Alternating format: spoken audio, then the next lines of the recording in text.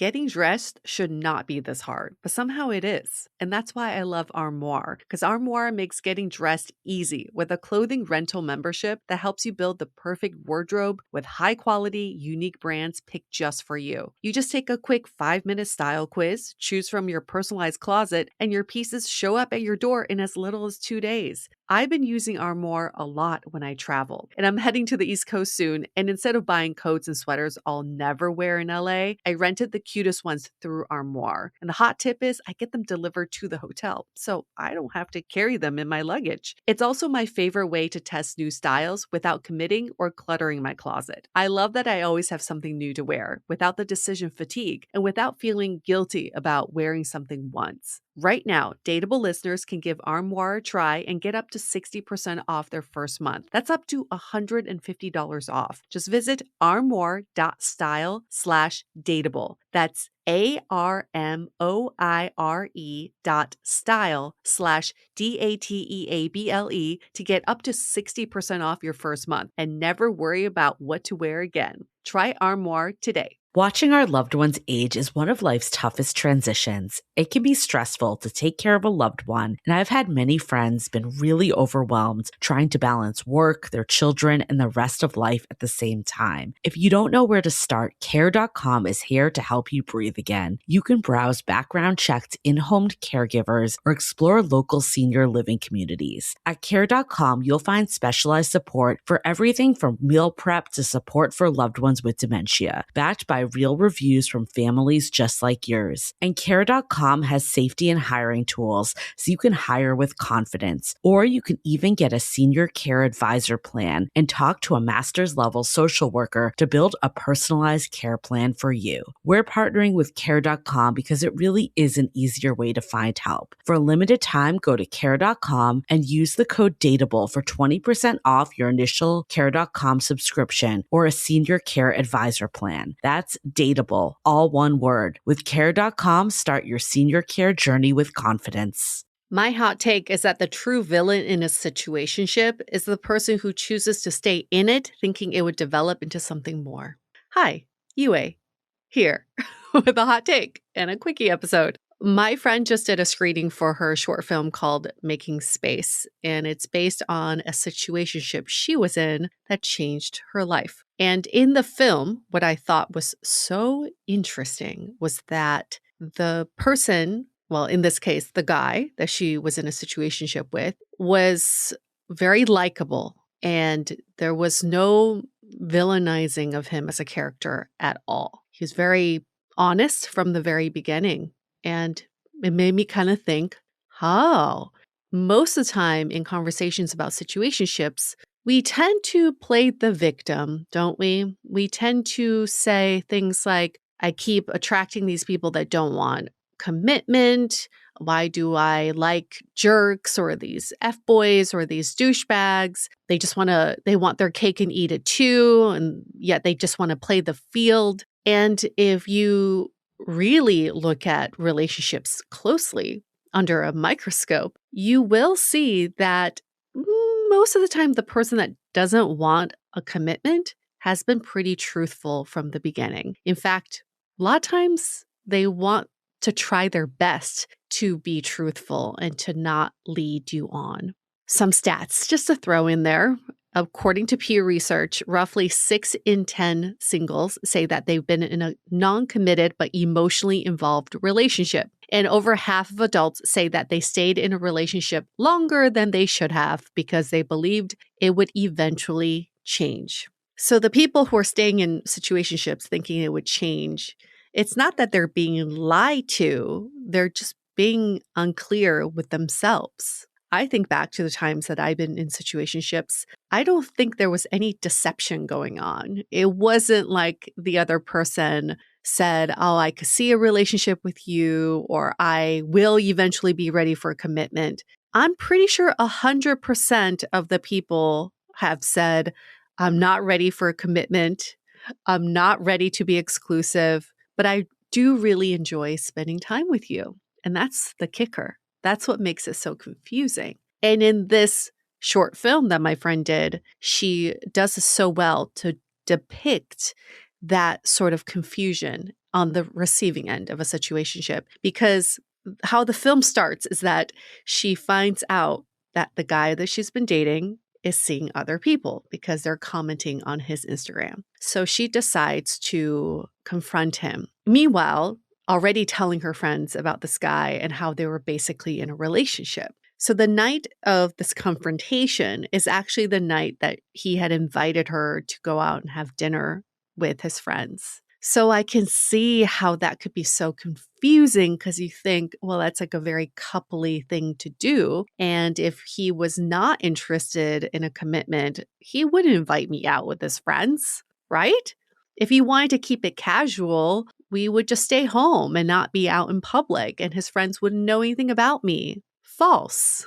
False. Even in the film, too, which brought back so many memories, he's like, I really enjoy spending time with you. Why wouldn't I want to bring you around my friends? Why wouldn't I want to spend more time with you? But when you are hoping for the situationship to turn into a relationship, you will look for every little sign that this is headed for Relationship Island. And anything that comes out of their mouth, dismiss. And that's why my hot take is that the true villain is you, the person who's gaslighting yourself and the relationship into thinking that this is something more. And that's the true deception. You're lying to yourself. And the only victim in all of this is you. There's nobody, the other person's not the one villainizing you as a victim. You're a victim to your own villain.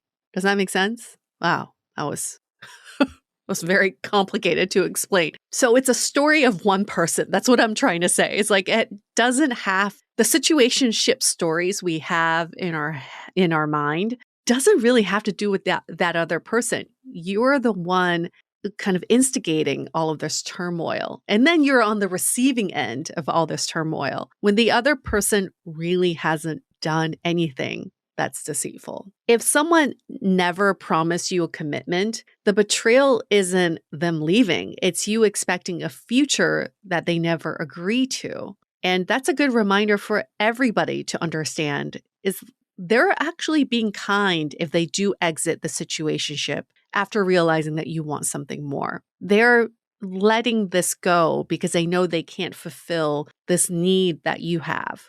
But on the receiving end, you're like, well, you just ruined our future. If only you could see what our potential is. If you could see what kind of amazing partner I could be, how I could turn your life around, then you would want to be in a relationship with me. But we also have to accept the truth that no matter how fucking awesome of a person you are, if the other person is not ready for a commitment, they're not ready for a commitment, regardless of how amazing you are. But the caveat is they want to keep seeing you because you are awesome and they want to be around you. So this has no judgment on your value or your self-worth because obviously this person wants to spend time with you. They just can't commit exclusively to you. In the film, when she confronts him, he does say, I just got out of a 7-year relationship. I am not ready for a commitment. I'm not ready to be exclusive, but I so enjoy spending time with you. So can we just, well, he doesn't even request. He's like, but I so enjoy spending time with you. And that's why I keep asking you out because I like you a lot and I do have feelings for you. So at that point of the film, I won't give the ending away, but it is you as the person on the receiving end. It is up to you to make a decision. You can't put the decision on the other person because, hello, put yourself in their shoes. They're having a great time. They like spending time with you. Why would they end this? Why would they leave? So if you are not comfortable with the fact that they can't be exclusive with you and define the relationship with you, it is up to you to choose to leave. Do not give that choice to the other person.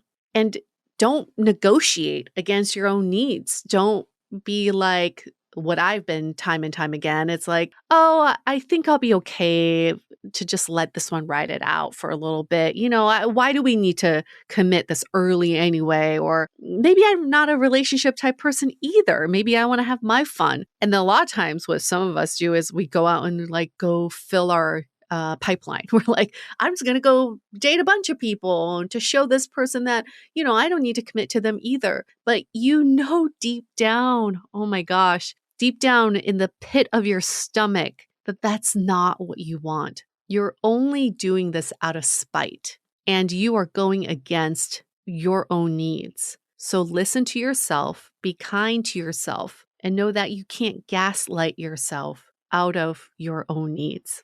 But why do we villainize the other person who doesn't want a commitment? Because then we can transfer that responsibility to them. We don't want to be the one making decisions. And now you can say, I'm powerless because now they're the one deciding if they want to commit or not. But also know that you have agency over owning this choice.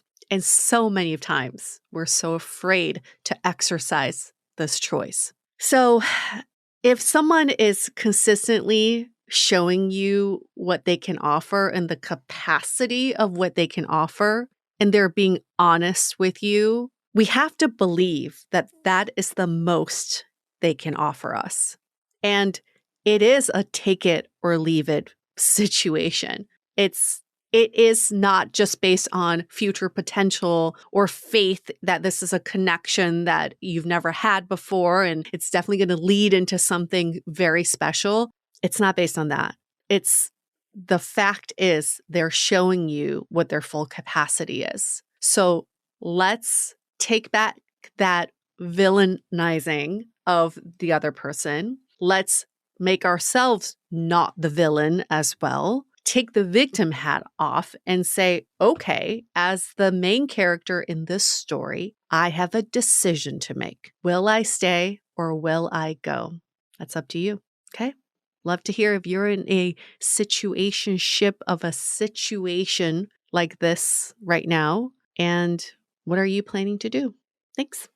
If you're a podcast host, listen up, this one's for you. My name is Allie Jackson. I'm the host of Finding Mr. Height, a dating and relationship podcast that I've been doing for 4 years now, sharing my positive and practical approach to dating that's built on my own life experience. And I wanted to share another experience that I've had, my secret behind monetizing my show. It's called Red Circle, and I was just telling my colleague about how much I love their platform. With Red Circle, not only am I getting a seamless hosting experience, but I also love the support I receive in ad sales. It's not just typical ad sales either. It's targeted opportunities based on my show and my life. And the platform is super simple. You just set your preferences and Red Circle matches you with sponsors that align with your show. You can vet every opportunity and their platform gives you great analytics. More recently too, my Red Circle team has brought me opportunities outside of my podcast on social media to really augment the podcast partnerships, bring them full circle. I just can't recommend them enough. If you want to give it a try, go to redcircle.com to get your free trial. That's redcircle.com for a free trial.